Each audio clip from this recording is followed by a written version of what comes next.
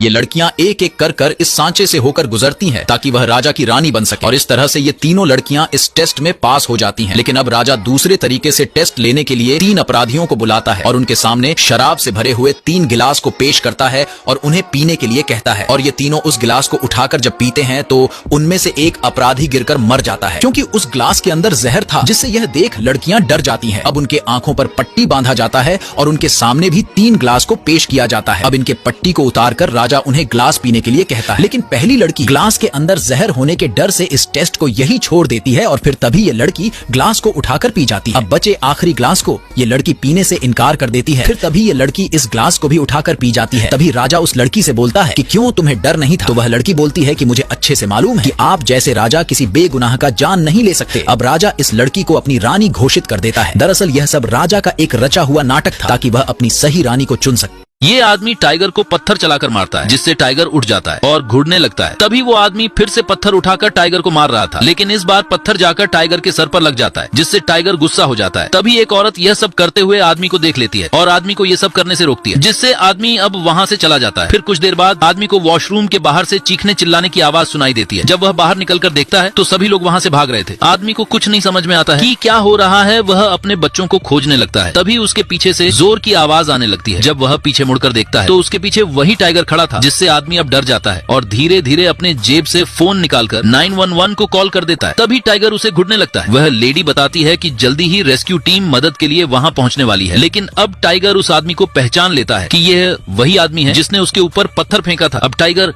आदमी के ऊपर अटैक करने वाला था। तभी आदमी जाल के ऊपर कूद के दूसरी तरफ आ जाता है। तभी रेस्क्यू टीम आकर टाइगर को बेहोश कर आदमी को बचा लेती है। ये औरत एक बच्चे को जन्म दे रही थी। तभी एक छोटा सा हाथ औरत के पेट से बाहर निकलता है। तभी बच्चा खुद ही अपने माँ के पास बाहर आता है, जिस वजह से वहाँ मौजूद सभी लोग हैरान हो जाते हैं। तभी बच्चा अपने पिता का फोन लेता है और स्मार्ट तरीके से स्वाइप अप करके टैब पर क्लिक करता है और वह गूगल पर सर्च करता है कि कैसे गर्भनाल को काटा जाता है। बच्चा नर्स से कैंची मांगता है और बड़ी ही सफाई से अपना गर्भनाल खुद ही काट लेता है। ये देख सभी डॉक्टर शॉक हो जाते हैं। फिर नर्स बच्चे को कपड़ा पहनाती है। तभी बच्चा नर्स के फोन को उसके पैकेट से निकाल लेता है और एक सेल्फी लेता है, जिसे वो इंस्टाग्राम पर अपलोड कर देता है। तभी बच्चा अचानक से नीचे गिर जाता है, जिससे सभी लोग डर जाते हैं। लेकिन बच्चा अच्छी किस्मत वाला था, उसे कुछ नहीं होता है। बच्चा अब डॉक्टर के लैपटॉप के पास जाता है और अपने YouTube चैनल को खोलकर वीडियो शेयर करता है। इसके बाद अब बच्चा लाइव आकर डॉक्टर का वीडियो बनाने लगता है और वहाँ से फिर बाहर निकल जाता है। बच्चे को पता चलता है कि उसका तो अभी वैक्सीन लगा ही नहीं, इसीलिए वह गूगल मैप की सहायता से अपने नजदीक के वैक्सीन सेंटर को खोज कर वहाँ जाने लगता है, जिसके कारण अब बच्चा इंटरनेट पर छा। इस आदमी ने अपनी पूरी जिंदगी में किसी चीज के लिए कभी भी पैसे खर्च नहीं किए और अभी तक कोई इसे पकड़ भी नहीं पाया। जब इसे भूख लगती है तो यह किसी भी रेस्टोरेंट में जाकर वहाँ चुपके से चीजों को आपस में बदलकर कॉफी का ग्लास खाली कर देता है और चुपके से वेटर के प्लेट से खाने को चुराकर अपनी भूख मिटा लेता है और दूसरे की टिप दिए गए पैसों को थमाकर वहाँ से बड़े आराम से निकल जाता है, मानो कि वो वहाँ का रेगुलर कस्टमर हो। ऐसे ही एक दिन वो मॉल जाता है, लेकिन यहाँ पर इसका चोरी करने का तरीका गजब का होता है। ये मॉल में रखे हुए सामानों को चुपके से चोरी करके दूसरे के बैग और पॉकेट में डाल देता है और फिर जो भी चीजें इसे जरूरत की लगती है वो अपने कोट में छुपा लेता है। अब लोग जैसे ही बाहर जाते हैं तभी अलार्म बजनी शुरू हो जाती है। अब सेल्स गर्ल भी कंफ्यूज थी। तभी ये अपने मैनेजर को इसके बारे में बताती है। मैनेजर कहता है कि हो सकता है कि अलार्म खराब हो चुका है और कहता है कि फिलहाल के लिए लोगों को जाने दो। अब सेल्स गर्ल सभी को जाने देती है, जिसमें ये आदमी भी एक कैंडी का बिलिंग करवाकर और बाकी सारे सामानों को अपने कोट के अंदर छुपाकर बड़ी सफाई से वहाँ से निकल जाता है। ब्रश करते हुए लड़के को कुछ आहट होता है। वो दरवाजे की तरफ देखता है जो अपने आप खुल रहा था। तभी उसे एक भूतनी का पैर दिखाई देता है जो हवा में भटक रही थी। तभी इस लड़के को पता चलता है कि ये भूतों को देख सकता है। भूतनी भी ये पता लगाने के लिए झट से लड़के के सामने आ जाती है और पूछती है कि तुम मुझे देख सकते हो क्या? लेकिन लड़का बिना कोई एक्सप्रेशन दिए चुपचाप ब्रश करने लगता है। भूतनी को इस पर शक हो जाता है और वो छम छम छम करके पता लगा लेती है कि लड़का उसे देख पा रहा है। फिर भूतनी अपना मुंह खोलती है। उसकी काली बदबूदार हवा लड़का बर्दाश्त नहीं कर पाता और वो भूतनी को खींच कर एक चाटा लगाता है, जिससे उसका सारा भूतियापन निकल जाता है। भूतनी को भी लगता है कि यार मैं क्या ही भूतनी बनूंगी और वे अपने भूतियापंती से संन्यास लेकर पतली गली से निकल जाती है।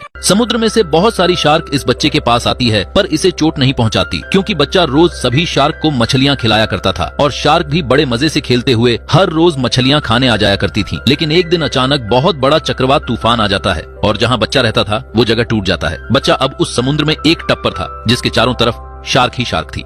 बच्चा बहुत डर जाता है क्योंकि शार्क बच्चे को घेर लेती है, लेकिन फिर शार्क पहचान जाती है कि ये तो वही बच्चा है जो हर रोज इनको मछलियां खिलाया करता था। फिर शार्क बच्चे को अपने ऊपर बिठाकर एक जगह पर ले जाती है जहां शार्कों का झुंड रहता है।